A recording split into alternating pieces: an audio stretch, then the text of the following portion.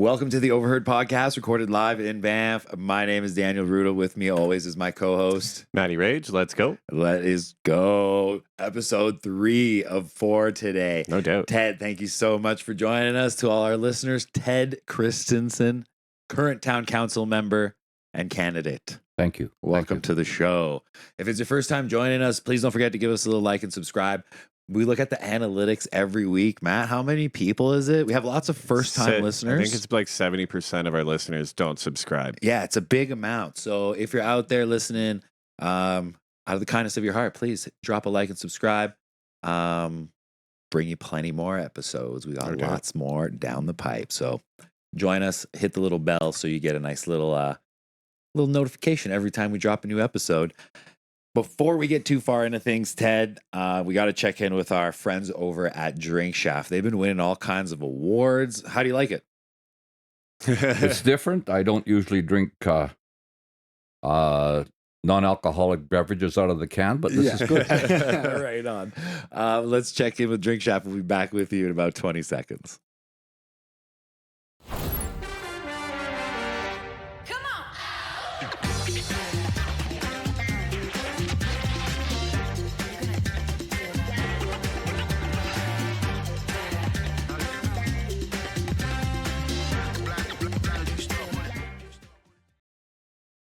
Calgary.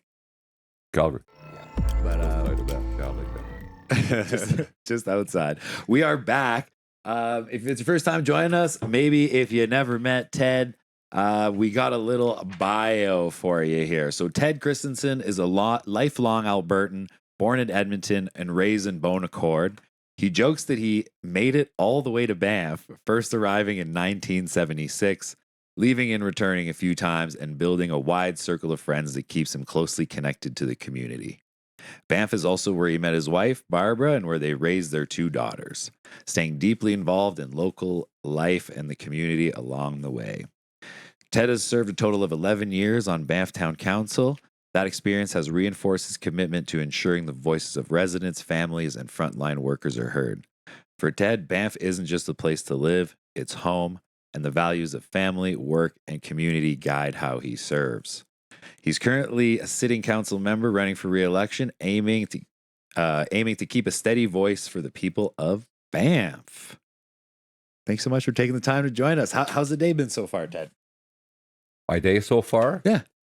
My day so far has been good. I, at this time of year, have to get tuned into the fact that it's cold outside. Oh, yeah. It's right? It came quick.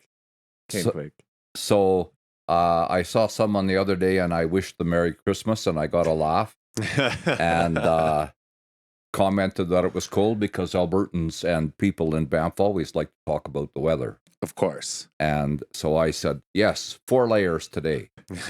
No doubt. Funny you mentioned Christmas. I saw some Christmas lights up maybe last week. And I was kind of thinking to myself, like, Christmas lights, come on already. And then, a couple days later, it's kind of fitting the part. Well, you're the kind of guy that thinks ahead because this is when you put them up, not, the blizzard before Christmas. Yeah, no doubt. 100%. One of my friends said their roommate was setting up the Christmas tree last week. I was like, that might be a little early, but hey, man, teach their own. Some people love Christmas, man. Some people love Christmas. Yeah. So Ted came here for the first time 1976. Let's start with, why do you love Banff and what keeps you here now? Well, the hometown of Bon Accord is a small town. Most of the time I was there, it was about 150 people. Oh, geez. And it grew to about 1,500 people at the current population. So that small town atmosphere, that small town lifestyle is very much a part of my makeup. Mm-hmm. My parents were, my mother was born and raised in Bon Accord. Her parents were pioneers in the area. Cool. My father came to Bon Accord to work in the dirty 30s at the harvest. And the community was one that was welcoming to him. And it was the size of community and the type of community where people help each other out and got involved. So Nice.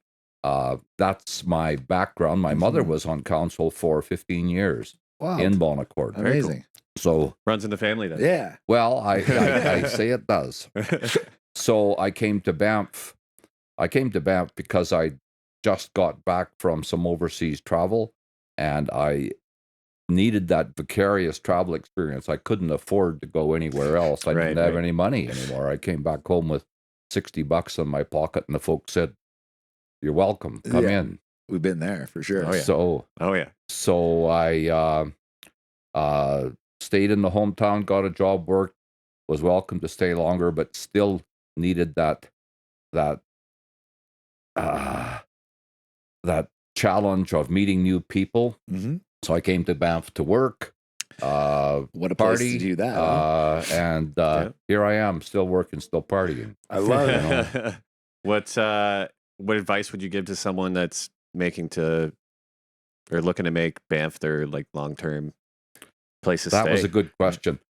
Work hard, spend wisely, develop friendships, collaborate in business.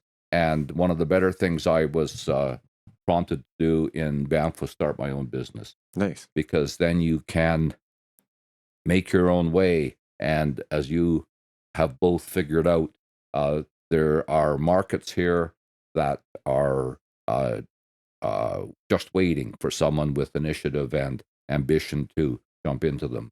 Yeah, it's very true. Very true. Well, thank you for the kind words. Yeah, I would agree with you there. I think it's the truth, I think. I think it's finding a place of lack, maybe not of lack, or finding a place of need of something that maybe, like, man, if we had this, maybe our lives would be a little bit better, a little bit easier, and then finding ways to solve those problems, you know? Yeah. I do like the point of, trying to make your own buck here in Banff is definitely the way to get ahead. Yeah. You could work for other people your whole life, and, unfortunately, it's a good place to start for sure. Yeah. But you always want to kind of have your own project. At least I've learned that over the years. Well, I've had some great success working for other people too. Like, I don't want to knock that as well, because I agree. I couldn't be here without it. So, no doubt. Yeah. But definitely trying to shift to that focus. I think a lot of people are kind of more into that these days, anyways, with the power of the internet and the tools that you have at your disposal now to create what you want as far as a business or as far as your lifestyle. I think they're there if you're curious enough. Well, when I first came, I went away in the summers for 3 or 4 summers, and I worked as a fire lookout for the Alberta Forest Service, which was it was a great experience. On the fire lookouts, you spend a lot of time on your own, and you have to learn to like yourself. Yeah. So I like most of what I found, but there's some things that I'm working on. Well, that's an often overlooked quality, is knowing oneself. I think, especially like we're mentioning, this day and age with access to technology, it's easy to not spend time with your own thoughts, right? Interesting. Yeah, and when I came back to Banff, I was one of the members of the EI ski team. Oh, cool.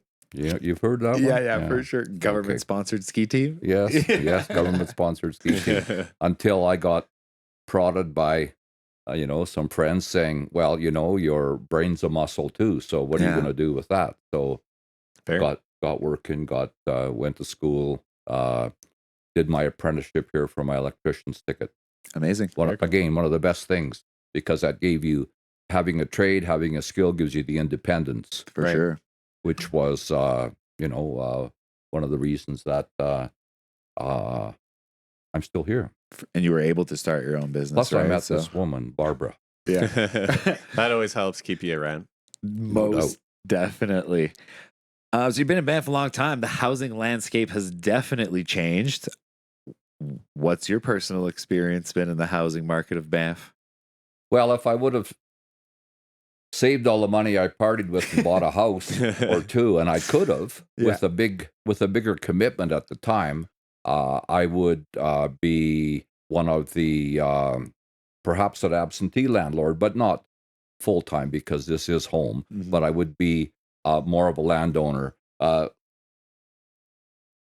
were more. The market was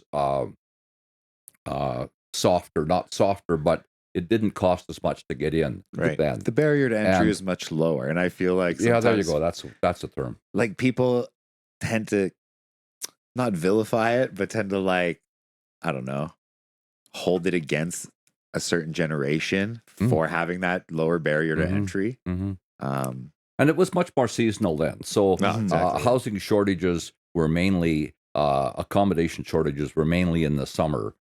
Businesses Right.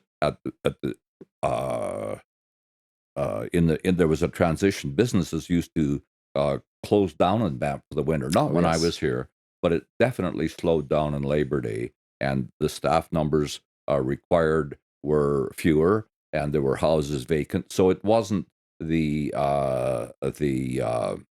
pressure wasn't there to find a place to stay. There was a bit more of a shuffle back then. Like, I remember even my early days of Banff, where even if you were looking to upgrade in the shoulder seasons, it was kind of time because there was this big old shuffle of people coming and going. Yep. Whereas now people, I feel, tend to lay their claws in and they don't let go. Yeah. Like, even in my current scenario, I'm in the same. Like, I would love to shop around, but we have this place and we have the opportunity to keep it, thankfully. So you hold on to it, right? But if you've got the opportunity to, as someone starting off in bank, if you do have the opportunity to buy, take a big breath and step in. Mm-hmm. One of the best things, again, another good thing that I did, and I again thank my wife and her frugalness and her financial capabilities. Amazing. And that set us on a way. Our landlord, a great guy, used to come into the apartment we were in and arrange the shoes in the hallway. Always just a little bit of I looked at that and It's a bit said, weird. I just wondered about it, but now I arrange my own shoes. So when we bought it was good. I thought I'd be working till I die to pay for it, but again, we were diligent. My wife is a hotelier. I worked in my business, and we managed to make that step and establish and get it paid for. Nice. Housing in Banff has constantly spiraled upwards, and I think it's at a different stage now that I'm just getting an inkling of concern about it, that we're transitioning more, we're densifying, we're transitioning into smaller units, and I think we're missing accommodation for a sector of the population that is essential to the community, i.e., the managers, the professionals, nurses, teachers, etc. I would think young families to Young be families, one yeah. of them, right? Yeah. I mean, 1 and 2 bedroom apartments are great for, a couple. When you start throwing kids into the mix, that's not always ideal as far as space. And unfortunately, we would all love to be in a scenario where we have, a townhome or something along those lines with, the adequate space or what's perceived as adequate space. But density is the way forward. Density is. I mean, I supported the last motion to change the to transition to building regulations and to decouple parking from the building development. And I am still questioning the decoupling of parking, not because I have a penchant for cars.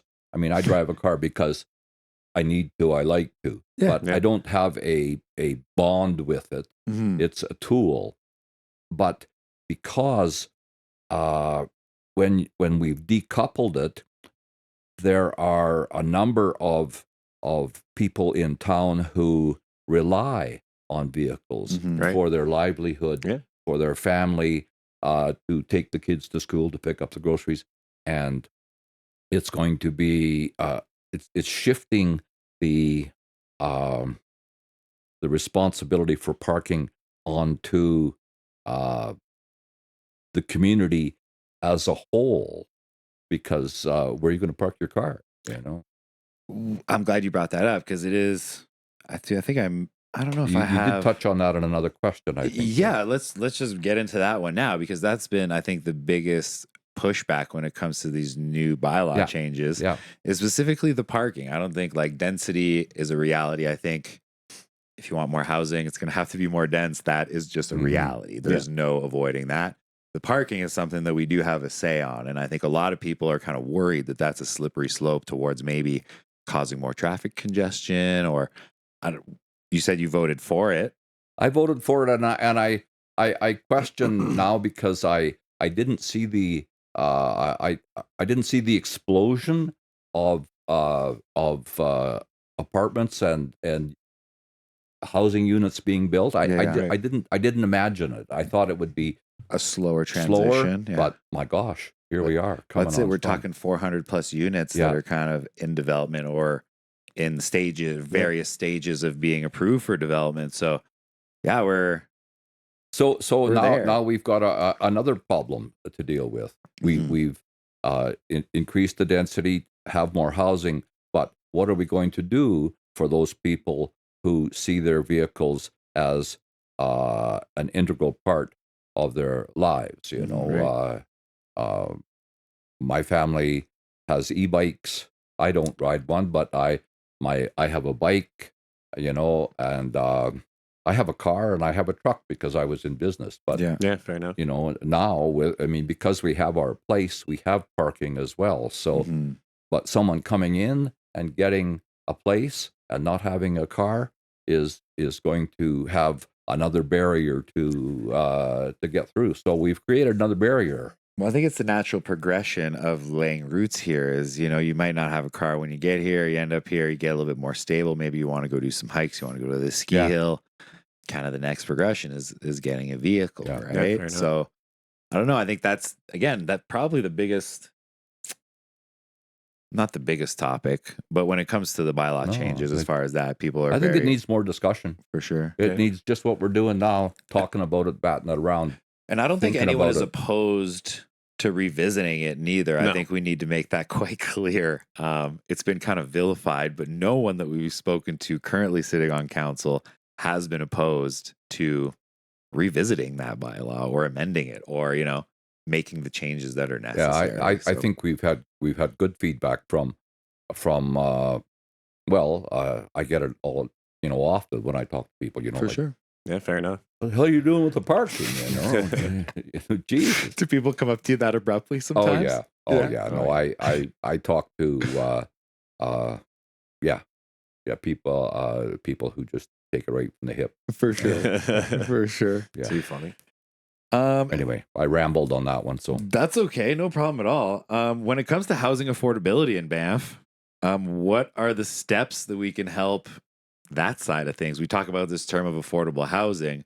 Well, what does that mean in a landscape where inflation is constant and wages aren't always catching up, right? no, wages aren't catching up. Yeah. Well, affordable housing is I think we've tackled that successfully in what was Valley View, what is Valley View, what is Middle Springs, what is currently the Astor Yeah. for purchasing and buying, but with our beloved town boundary, Yes, we're running out of space. for sure. But that's why the density thing is interesting because a house like yours here is probably slated for development. Yeah, Mhm. I'm sure it will. Yeah. When Be- it's sold, I'm sure it'll be. It made might into look a something little else. bit more like the lot next door, which is more Yeah. housing than Yeah. there's a yard here, Yeah. which is quite Yeah. rare. Yeah. And so I just want to touch on the boundary, which Yeah. I've been spouting off about because I think, and through talks and thoughts on this, that it is a saving grace that we have our town boundary, and I think parks is the ally that we have to credit for maintaining our slice of paradise. For sure.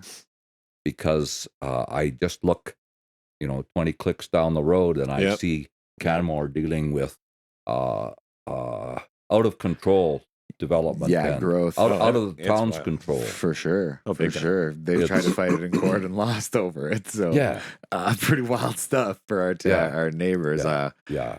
We've been asked by people online to give them some coverage as well, and I wish we could, because they've got some pretty wild fights going on. Oh yeah. So again, we got to praise Parks Canada, and we're lucky, I think, to have these rules in place.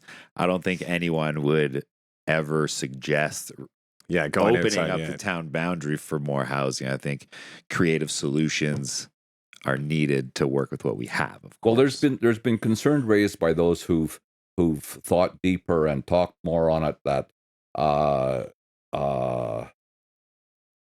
the discussion on opening up the town boundary to provide parking on the east and west gates is a place we shouldn't go, because when you open up the park boundary, it then becomes a federal discussion. Yeah. And that federal discussion then takes it another step or two out of our control. Of course, it takes it out of our hands. Then it's up to whoever, right? Then I mean, the parks is the ally, but they are the landlord. For sure. They do have the keys. The masters.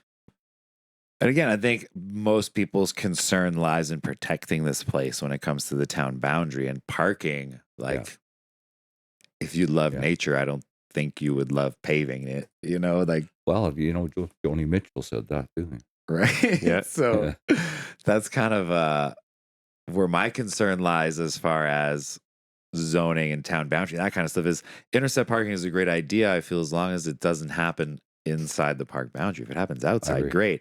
But of course, we can't force that on our neighboring communities, where partnership it's not really going to benefit them. You know what I mean? It's like, why would they? Like, what do they have to gain from a massive parking lot to get people into the park, right? We're going to build parking in your town, and you're going to pay for it. Well, that's what partnerships are for. I mean, partnerships with transportation companies, partnerships with our Indigenous neighbors. Mm-hmm. There's a lot of strong-minded business people in the Stony reserves. Oh, for sure. Maybe there could be a big parking lot there. You never know. I've suggested this multiple times, but there already is a big parking lot at the casino. Yes. And as a jumping off point, I'm sure the casino would like more visitation using their amenities. So I feel it could be a win-win for both parties involved. Not that we would ever support gambling or anything like that, even though it's, support what? Gambling. No. Well, no. But, the casino land is interesting because some group of businessmen made an informal approach to the town and to some business people in the town, and I don't have any names, but I heard the story on the street. Yeah. And there was a suggestion that the developers there were interested in building housing for seasonal staff or for staff. Oh, okay. Interesting. On the casino lands, and then setting up shuttle system, rapid bus system, and dealing with that seasonal increased need for staff, because we do need more staff in the summer. 100%. Sure. And there was times we've read articles in the past of busing people in from Calgary to do those daily jobs of housekeeping, of these types of stuff. So that, again, staff accom outside of the park boundary is a pretty... No one's brought that up to our attention yet. It's not that it's a new concept. I have had the opportunity to go to Colorado, and some of the cities in like Park City and the Park City in Colorado. Yeah, I think so. Anyway, they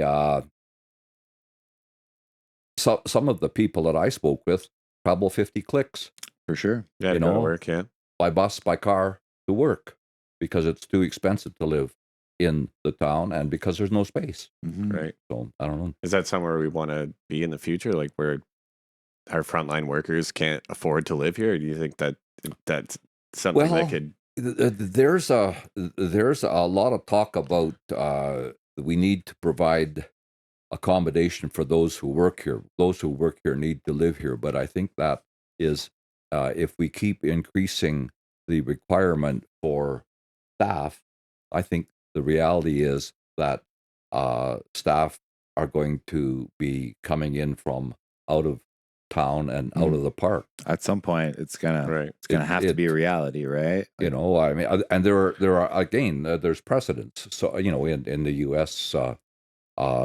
Ski industries, but you know. I think maybe our perception of this might be a little skewed. Like it might, I don't know. I think maybe me and Matt currently have this negative perception on that type of a situation. Yeah, is that what we want for our community? Like, how are you going to build community when half of your community is not in your community? You know what I mean? Like, what sense of community would that bring? But if it's that or nothing, wouldn't you rather have that or nothing? Well, why wouldn't you just work in Calgary and live in Calgary? Like, what? Like, Because you it's just want to come out here to work? Yeah. Like, Because it's nice here. yeah, I know, but he's like, yeah, I work in a kitchen. Like, I don't Yeah. see daylight for most of the day. What's the difference if I'm here in a kitchen or Calgary in a kitchen? Like, you know what I mean? Like, at the end of the day, like, or if you're in an office or We you're get sitting behind a computer Well, desk, like, when you finish work and you Yeah. wander down to the river and Yeah, you fair look enough. up and That's what I mean. I think maybe our perception of this, Matt, But might it- be a but little if you've skewed got to because we live Well, here. no, You know it's what I a- mean? it's Like, a- imagine Yeah. someone that doesn't live here. But if you per got to se. commute an hour and hour to and from work each day after an 8-hour shift, now that's a 10-hour day. Like, how much time are you going to have to go sit down by the People the do river, that you in know the what I city mean? too. Like And- that's a reality for a lot of people. Yeah, in, fair in the enough. most major cities.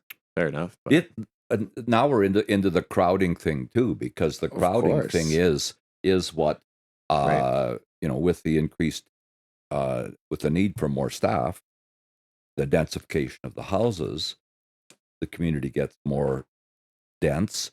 There's more people, so it changes the living experience. For sure, because what I'm like, what I'm saying, I'm not saying that our perceptions are bad or anything. Is this like having more people have access to this somewhat, at least a little bit of this lifestyle is Yeah. probably better than having no access to it at all, right? fair. I don't know. It's Well, we'll It's- see how the commercial cap goes, because we're close to that, and we're as a community, there are always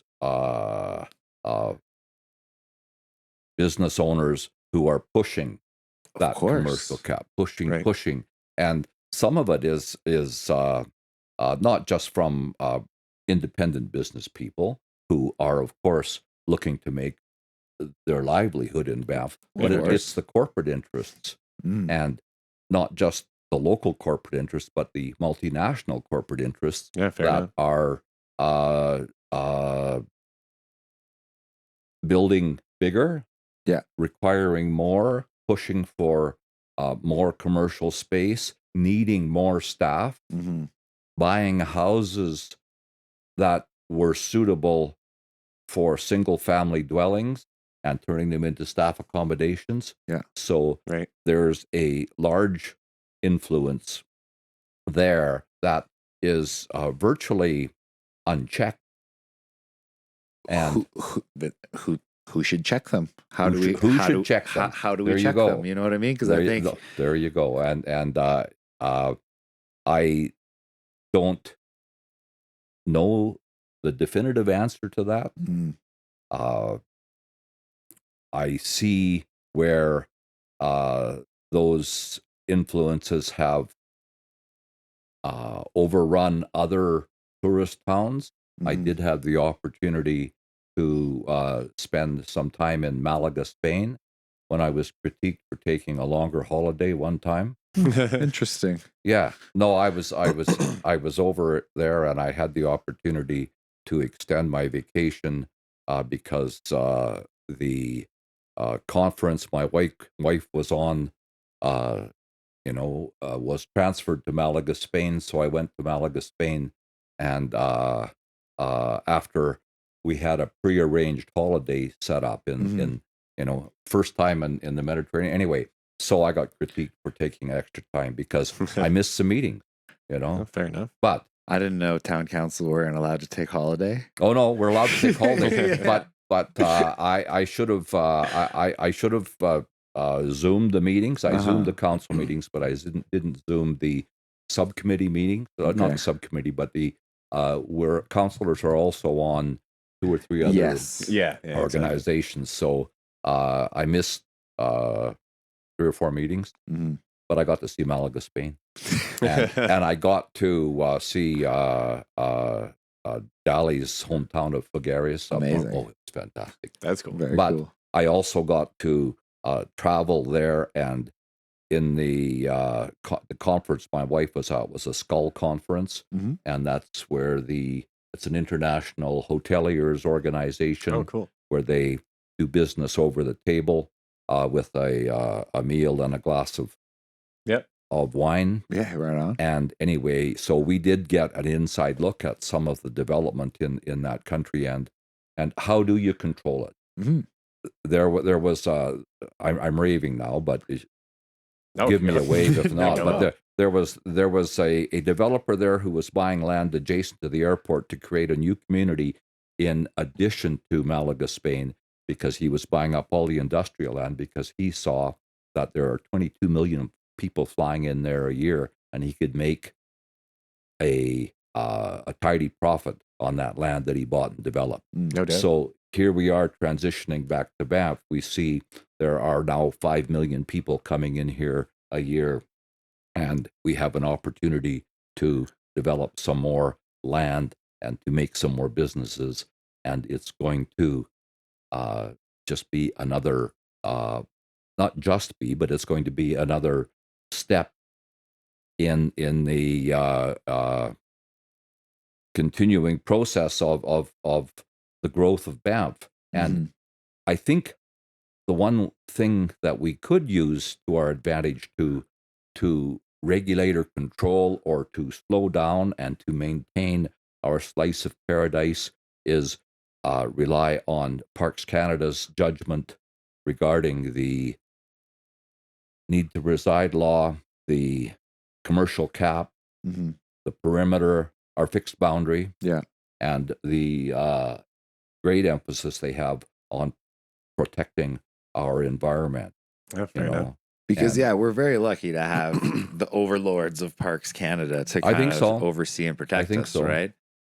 Some areas of Spain, maybe the one that you visited, are subject to the term, and it's been thrown around a lot, over tourism. Yeah. What does that mean to you? We've kind of touched on it a little bit. Do you think that's something that we should be By all worried means. about here in Banff? By all means. Yeah. Well, just are we there now? Well, it all depends on what your threshold is. I had a very good discussion with David Mattis from Banff Lake Louise Tourism, and we Okay. talked quite straightforwardly. And David said, "Well, it all depends where your threshold is. Mhm. You know, if you come from Malaga, Spain, coming to Banff might be, oh, this is not busy here. Yeah. You know, if you come from London or you come from Asian cities, Shanghai.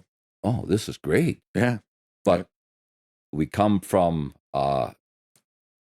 Alberta, so I have a view from the other side of the spectrum. Right. So it appears busy, but even at that, I appreciate what we have here. I appreciate the lifestyle, and that's maintained by having the boundary and by having parks to control it. So it's do we, as someone told me the other day, well, you know what they do in Rome. When you're in Rome, do as the Romans do. You Yeah. heard that old expression. Yeah, of course. So here we are, you know, come to town to enjoy what we have here, not to make it bigger or Mhm. you know, one of the tracks I get on is with the town itself. Sometimes it seems that we are creating another urban center for visitors to come, Mhm. when my understanding of Banff's original concept and original use was to be the doorstep Right. to I've explored this as Yeah, well. I the think park. the concept of tourism has changed. The goals of tourism has changed quite a bit. And again, Mm. we all remember time of Banff before this boom of I call it like Instagram tourism, where people just want to go take a picture It's interesting. and do this. Like Yeah. I've had, So it's like we heard, like, if your goal in Banff is to come to Banff, go downtown and get a burger, you kind of miss the point entirely of what the park is about, right? Like, it's like, if that's why you're coming here, like, well, what? Like, but again, we get it. can't really Like, control why people come here or what they do when they come here, No, right? no. It's this push of like, I don't know, since COVID, I think people have just discovered green spaces again in a way that is like unprecedented. Yeah. And with the growing population of all our surrounding cities, Calgary, Red Deer, Edmonton, Yeah. this is where they're coming. They're not going. And look at the know? growth in Calgary, yeah. It's It's tripled. And look at the growth in Canmore. right? Yeah. You know, Canmore, Yeah. for sure. Yeah, I've reverted back to reviewing the the 5 points that were cited in the incorporation agreement between the town of Banff, right. and some of the key phrases that they have there is to maintain the town site. That's maintaining is different than promoting growth. 100%. Yeah. I would agree. And to as we are a part of a World Heritage Site, which has its own considerations and restrictions for size and for development, because I don't know a lot about all of the ramifications of that, but it's pretty neat to be consider that we're living in a World Heritage. Yeah, no kidding. Yeah. You know. Like, we're extremely lucky to live where we live. Like, Yeah. it's And then the primary function is to serve as a center for visitors to the park and to provide such visitors with accommodation and other goods and services. Now that's where the interpretations get Yes. right. Or can be taken taken differently. But so we have to, I think, review this. Okay. And then the third point says we're to provide the widest possible range, but of orientation services and interpretive services. So that, again, brings it in. So Absolutely. we're supposed to be the center to educate our world to About what this we're doing place, here, yeah. what this place is about. And boy, I feel privileged. The more I think about it, I feel really privileged to be here and to be doing that. And you guys in your role, you're right up front. I think so. And fair again, like our Calgary demographic is growing quite rapidly. And I think we're at a pretty unique position to get that messaging out there to them. And like, again, we implore people to come and explore more than just the town side of Banff. There's unlimited space outside of the town boundary to explore. Right. And it's still beautiful and it's not crowded. I'll tell you that. Well, I get doubt. into debates too about people coming to town, and one of it's over snow removal, because in my maintenance and repair business, which was the expansion of my electrician's work into, because I go to someone's place and they say, do you know anybody who could fix this door? And I said, oh, maybe I could do that. So I became a general maintenance repairman. Cool. But anyway, so part of it was snow removal, and part of it is sometimes when we get into snow removal, I realize, just using this as an example, I realize that when you're doing that, there are some people that want every flake of snow taken off, even if you could, before it lands. Fair enough. Yeah. So my thought would be, if you're coming to Banff, bring your boots to town and learn to walk in the snow. Yeah, fair enough. If you're a local resident, well, that has some difficulties getting around, well, get someone to take your hand. I know that's a bit harsh, but what I'm trying to get at is, I don't think we should provide an urban,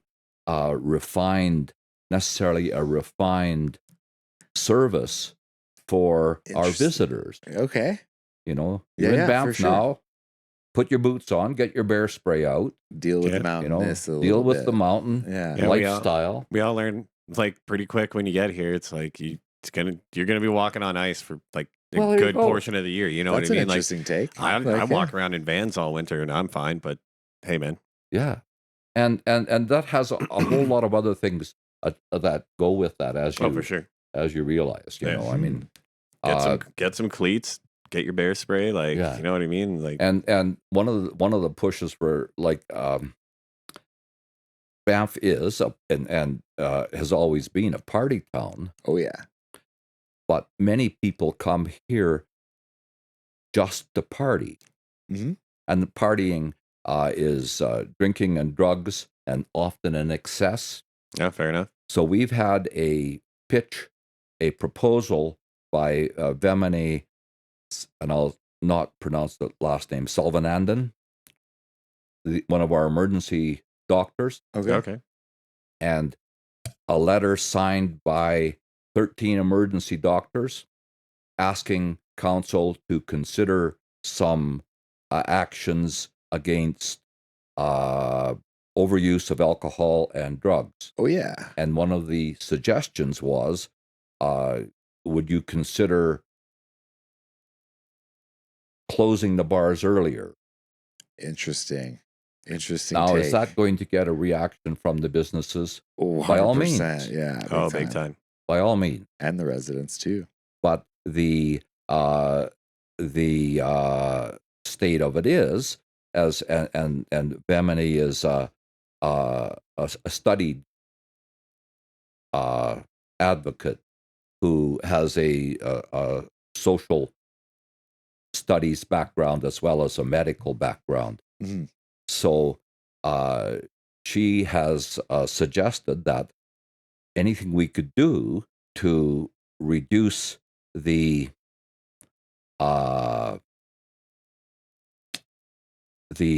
overwhelming effects of drinking too much For and sure. taking drugs too much Yeah. is something that would be beneficial to our community. So I think it's one of those often swept under the rug topics, right? Like, yeah, I've had my struggles. I've been very open about them. well, Banff is a party place. Yeah, fair enough. Drugs come with that. And unfortunately, sometimes addiction comes with that. Yeah. And even not just addiction to drugs, but addiction to alcohol as well. Yeah. And mental health of the whole Ties into community that, yeah. is well, it's important for any community, Mhm. Right. but in Banff with the influences we have, and and I was involved in that too. I came to town to party, so For here sure. here we are, Kind of and- puts fuel on the fire, so to Yeah. speak. I Well, would it's say. also too like just our work demographic. Like, sort of like you can go to any restaurant in pretty much the entire world, and the cooks are gonna have some beers after their shift. Like, it's an extremely stressful position sometimes. Like yeah, you're on a time limit. You're full flat out for 8 hours. When you get done, it's like, well, let's go have a couple beers with the boys, right? Like, do you think that just? I mean, it's always been a party town, but do you think that's partially because of the majority of our workforce are just in the service industry, and it's well, and young people. that accents it, doesn't it? yeah, Yeah, exactly. I mean that.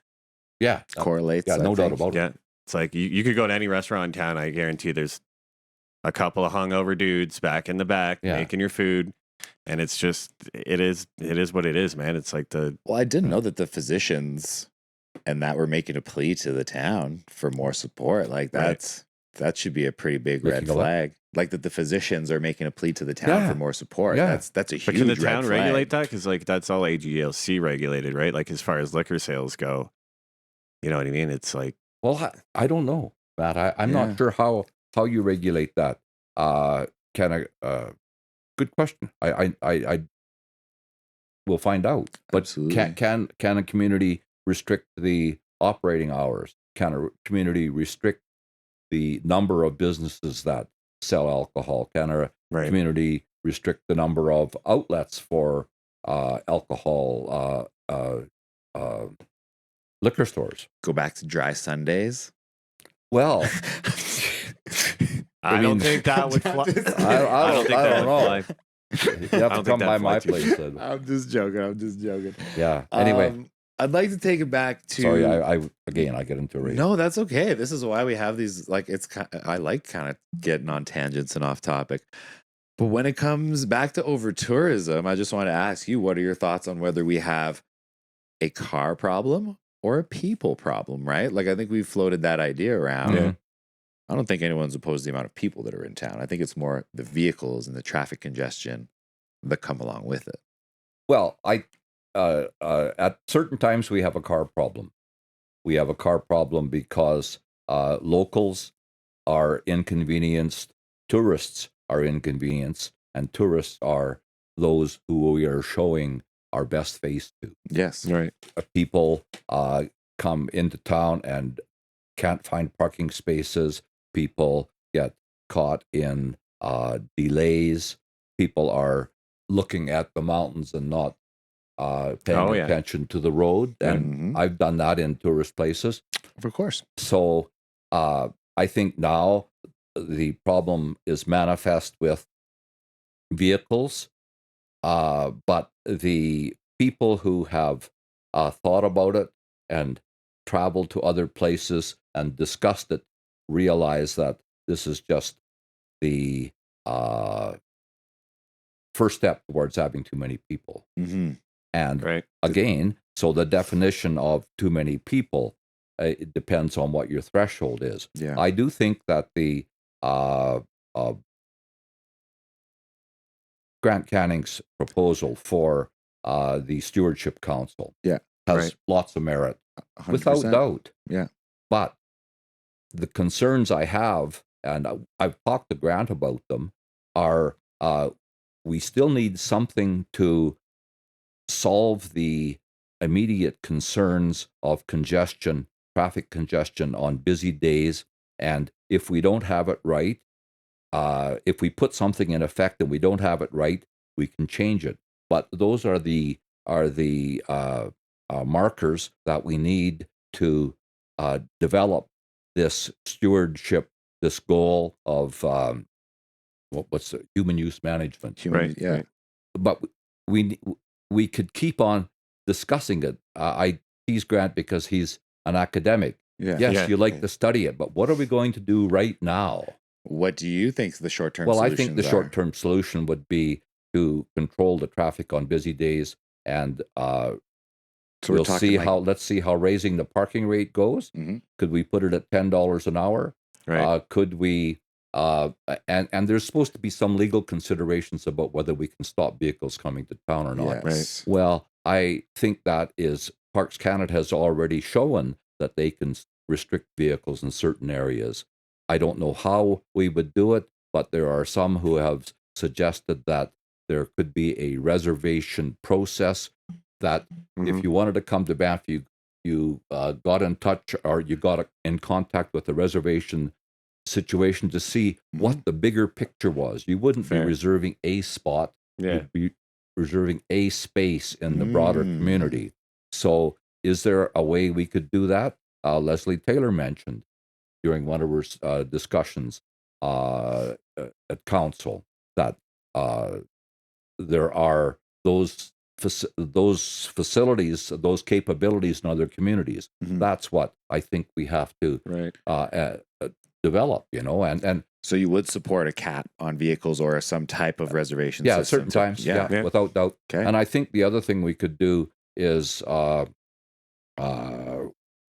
this is going to cost business more, but we could develop a warehouse situation out in the compound where larger trucks, if they had to deliver during daytime and busy peak time services, could drop goods off.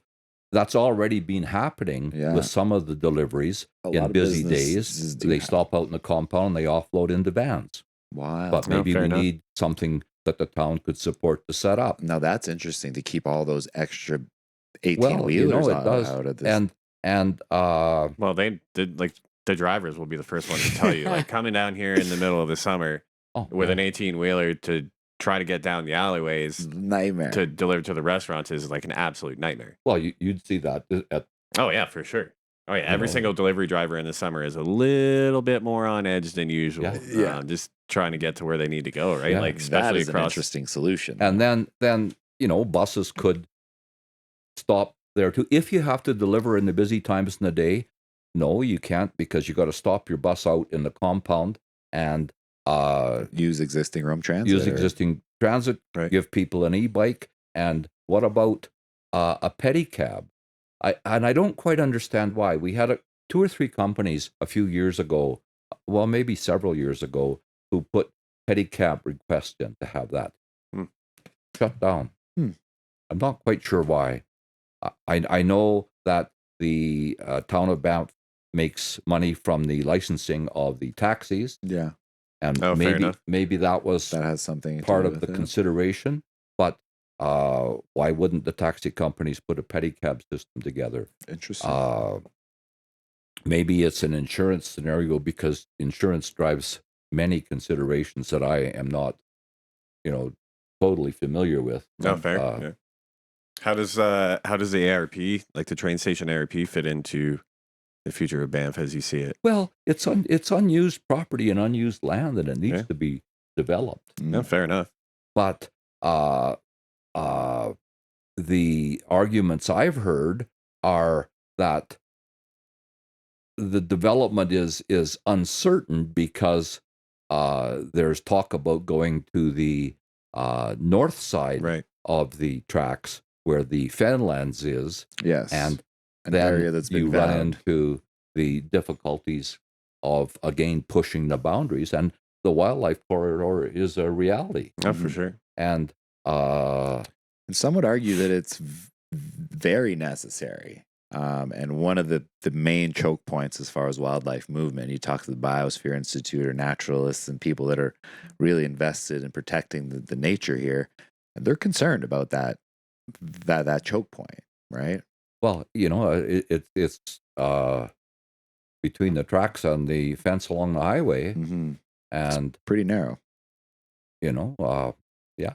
I think, we should show some concern. But again, like we said, the ARP, we've said this in the past, it's not a set in stone type of thing. I think there maybe is a middle ground where we can have our cake and eat it too, in the sense of getting this mass transport with the minimal disturbance of that wildlife corridor. I think that project's going to take so long. Like, it's not like it's going to, you snap your fingers and we've got an additional rail system into Banff, right? Like, this is a major project. It's going to take Well, there years. was optimistic thoughts that the train line would be set up in 2 years when it first initiated. But yeah, I think those in haven't seen charge it of yet. that project have optimistic thoughts across the board for all of their projects. and I love trains, Mhm. and I wish I could blow the whistle. I'm not always allowed. But is the train going to bring an additional 10 loads of tourists per day into community? Because that was once a number that was floated. I think the one that we heard was projected like 4 trains a day. 4 trains a day. Yeah. So are you going to bring another 1,000 people into town? Mm-hmm. Or on top of the vehicle traffic and the vehicle transport? So how are you going to balance that with the vehicle transport, or are you just bringing in more? Fair. That was the debate that I heard. And Fair. and I don't know. I mean, the train has advantages for other centers, but some are saying that the cost, the increased width on the tracks, the increased speed and the traffic on the tracks, and already we're our vulnerable wildlife is getting for sure killed there. Well, I don't know. I think when we talk about especially train or light rail infrastructure projects, I don't know if you know this about me, but I'm from Ottawa. And they have been battling this infrastructure project, which is their LRT system for close to a decade now. Is that right? As far as implementation, as far as functionality, as far as there's been a lot of hiccups. And I can foresee the same thing happening here if we do have this huge project underway. And that could mean a lot of negative impacts for the national park. Well, so I don't know. It's like I remember in 2014 when I moved here, like they were petitioning to have the train back to town. Like it's like it's not a new issue. Like it's something that they've been talking about forever in one way or another, right? Like to be clear, I'm not anti-train. I'm not against the ARP. I think it's got to be done in a way that takes especially the ecology of this place into consideration. But that's, just my Well, opinion. without doubt. Yeah. Without doubt, and Parks Canada is again. There's our ally. There's our savior, or there's our governing body. And increased development at the train station. It's undeveloped land is going to require more staff and more housing. Right. And the We already company don't have that. Sorry. And we already don't have enough housing as is, right? So it is in the plan, though. It is. Sure. There is housing in the ARP to mitigate that, where the train station parking lot is now. Oh, okay. So, well, again, with the housing situation, the company that owns that is in charge of developing the train station, and has bought a number of houses in that area. Oh yeah, we've spoken with them, and they're business people, they're corporate business people, and they're doing what they do best, and they're doing it well. Mm-hmm.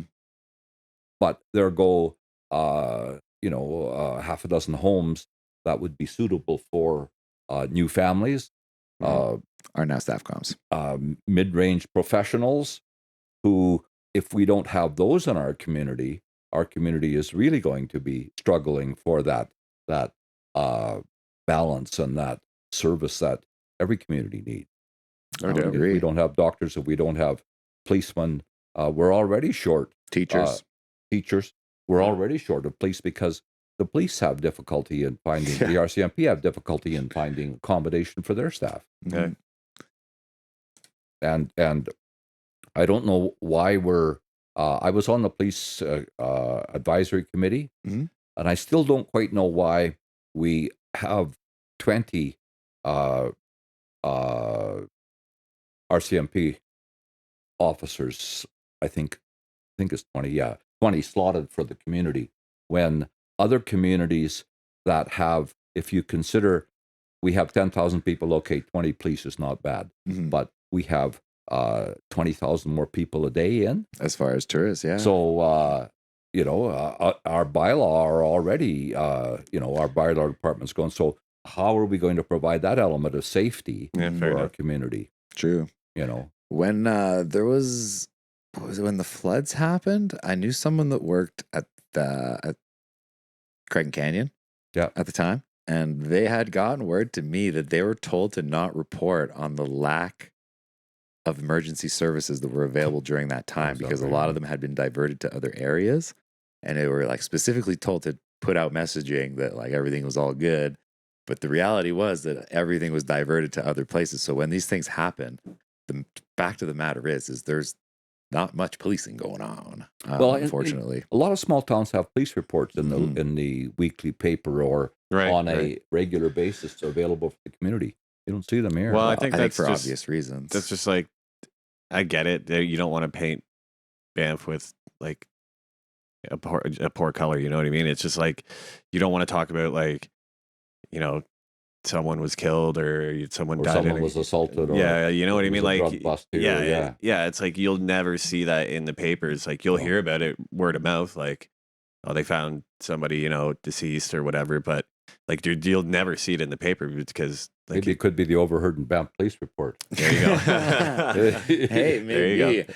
There's places like Florida where the laws are super different, where they can post the mug shots and everything. It's yeah.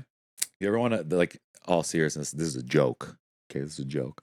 You ever want a funny thing to do with your friends? You put in Florida man and then your birthday. Oh, right. And it pulls up article, because there's always a crazy story, because they can publish in the paper word for word everything that happens in the court documents and stuff. Just they have very weird publishing laws. Just a side note. But yeah, maybe having that more accessible to the public is something that we could focus on as a. Well, as a and I media understand. outlet, Tourists don't want to come of course to a place where there's been an assault.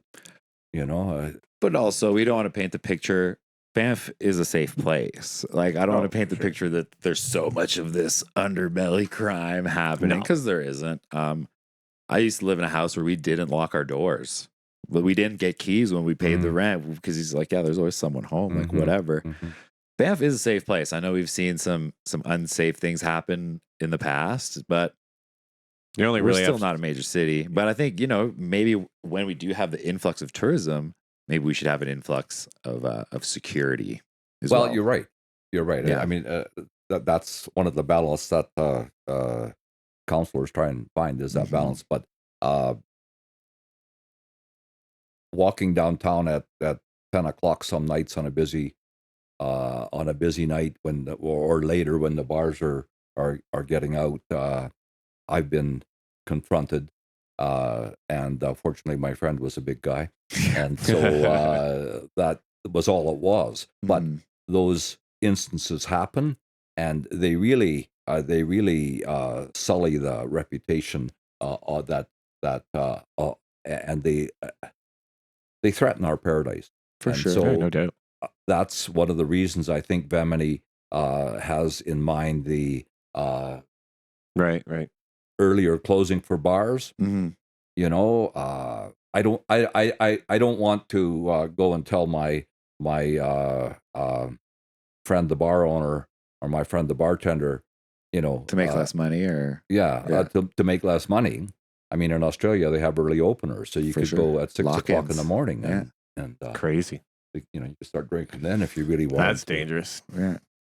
That's a dangerous slippery slope. Well, yeah. yeah. I don't know. 6 a.m. I'd breakfast be in bed beers? by noon. Oh That's yeah, it. no doubt. That's it, man. But great to hear that, hey, at least there is some concern shown. And if you are out there struggling, you can go to the Mineral Springs Hospital 24 hours a day and get Without yourself doubt. some help. So I've been there. There's no shame in it. Go and use those services because they got me on the right track. So Yeah. Well, we've only got a couple minutes left. yeah. Oh, We want to get sorry. our two final bangers here. So you're running again if reelected. What's your top priority over the next 4 years, and why should we vote for you? Well, it fits in with our conversation as to my priorities is the health of the community Mhm. and the ability to have discussions like we're having now is part of that Right. that small community to keep us. I like to talk. I like to talk to a number of people. I think that I could present a number of views, not just from one section, but from a number of sections. Because I talk with people in business, I talk with people in management, and I talk with people in tourism. Mhm. Again, I like to talk to people, so that's one of the advantages that I bring. I think that's one of my skills is making connections and putting bringing different views in place. So I regularly challenge my fellow counselors and administrators to and administration to question points and to at times vote against some of the I think that's very important, honestly. Willingness to collaborate with others, but as well Yeah. willingness to challenge your colleague, and that is why we have people there, right? Yeah. I And think I it's just- been and I- mentioned the concept of cheerleaders or Yeah. And I'm just reading the book Courage to be Disliked, so Yeah. I'm gaining some courage to be disliked. It's 100%. I've heard of this title. heard of that before. one? Yeah, absolutely. Yeah, no, it's a good read, a bit convoluted, but nonetheless, I think from my small town background and my family's background, we spoke our mind, and if the neighbors liked it, they supported you. If they didn't like it, they told you what they thought. Mm-hmm. And Yeah. I think that everyone on our council is doing what they feel is best and working for the community. Right. Sometimes we disagree, and sometimes we get a little chuffed when we disagree. But for the most part, we're working for what we see Mhm. is the betterment of our community.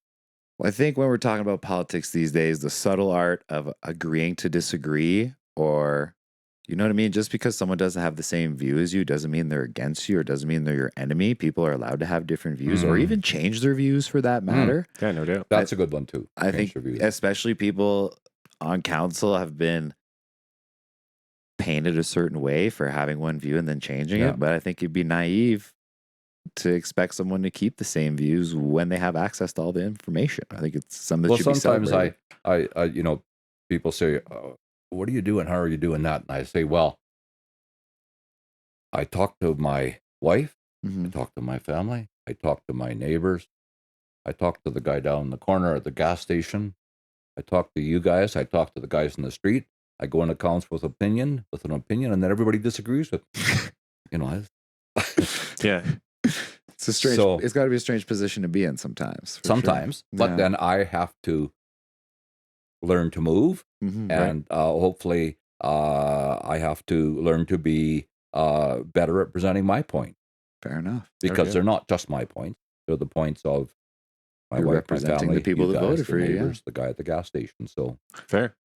anyway, All right, last one here. What are you most hopeful when you think about the future of Banff? I am hoping that this is the one question that I did have difficulty with, because it's all wrapped up. So I am hoping that we develop a better line of communications between Parks Canada, our landlord, Mhm. and the town. That would be one critical point that I'd like to see. A lot of people would agree with that. Yeah. And I'd like to see more community town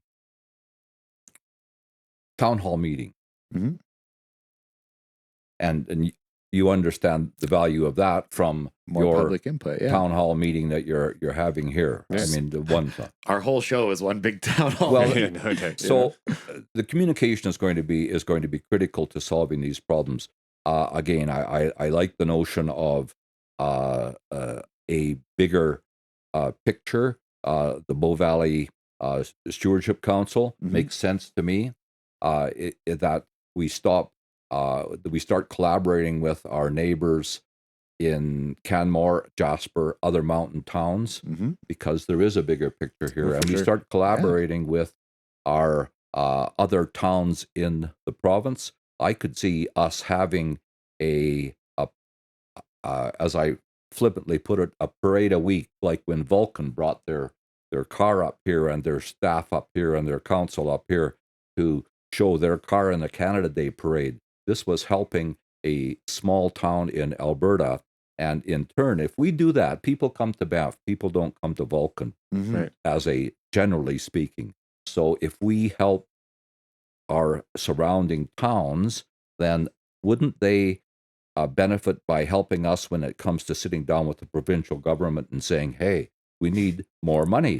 For sure. I joked around earlier about we want a parking lot and you're going to build it, but that's maybe how we bridge that gap with collaboration moving forward, right? And it's a bit of an end run, maybe, Mhm. but I think most people like coming to Banff. So we invite our small towns to Banff to sell their product, and that way we collaborate with them. So collaboration, communication, and yes, some more studies, but some action for the immediate concerns, to at least set a hallmark, a benchmark, so we know where we're going from. That didn't work, so we'll try something else, but we have to try something. One of the things that when Robert Earl was managing the town, I realized that the town of Banff administration council at the time was willing to try something. We tried that bike lane. Mhm. Right. It didn't work, but we tried it. It didn't work, so we'll try something else. We tried our Mountain Express lane up Mountain Avenue, Mhm.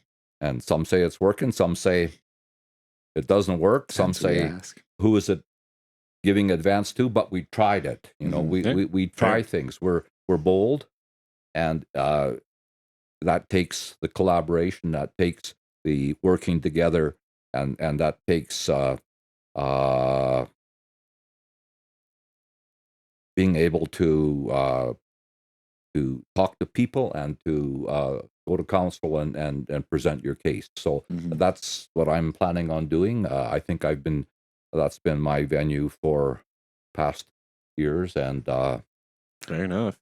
Well, very well said. I think, I don't know, that we can study all day, but I guess people want action when it comes down to it, people right? want- you got to do something. Especially when it comes to our eventually, immediate problems like traffic and these issues that we've talked about today, you know? And if we don't keep an eye on our community health and safety, like we touched on mental health, we touched on drug problems, alcohol problems. If we don't keep that well in hand, it could get to a point where it's out of hand, Which we wouldn't want and to see that. is very tightly related to overcrowding and overtourism, Mhm. and the increased density in the housing and the problems that we are having with our vehicles. We have to be aware, and we have to keep at it. fair. I would agree with you there for No sure. doubt. Well, thank you so much for joining us today. Well, pleasure. This has been That was awesome. great, yeah. We Great to raved. finally meet you, putting the face to the name. Yeah. Thank you so much for sharing your insights. And again, like looking back to look forward is a common theme here. I think No doubt.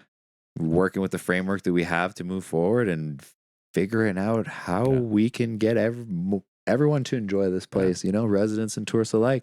Well, we could talk more, but it'd take a bottle of wine. That's it. Well, thank you so much for joining us.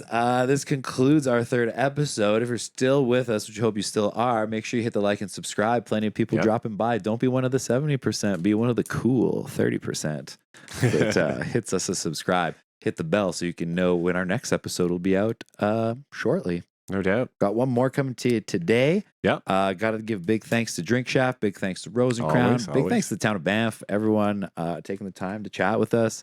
We hope people can stay informed and get out there and vote October 20th or before. There's some pre-votes going on.